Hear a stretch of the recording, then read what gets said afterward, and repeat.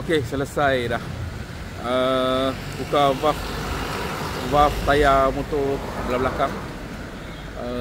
Buat kat kedai ni. Kedai ni dekat dengan sekolah agama. Adalah tengok review kedai ni, tak pernah cantik lah, mahal lah apalah. Tapi ya RM30 tukar valve tu, saya rasa okey lah, tak ada mahal sangat. Sebab apa?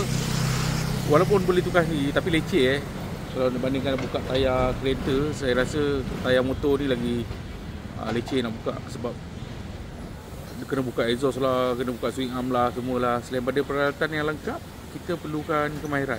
Kalau saya ada peralatan yang lengkap pun, tapi tak pernah buka, pun tak jadi apa lah. So boleh DIY buat sendiri, tapi kalau dia buat 15 ke 10 minit siap, 20 minit lah kot paling lama tadi. Kalau saya buat mau sejam ke 2 jam kot kan, apa habiskan masa macam tu kan. Baik, kita ada masa lebih ni, kita pergi sarapan di sana. Dekat depan ni lah kedai ni. Depan ni ni tu kedai dekat sini kan. Betul-betul depan sekolah ni lah kan, sebaris. Yang tu.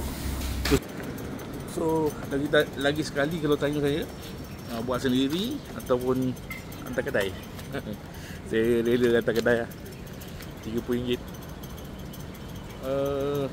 Okey lah, takkan mahal kan RM30. Kereta tak tahu apa. Kalau beli benda tu murah je. Nak buat tu sarapan tu kat sini.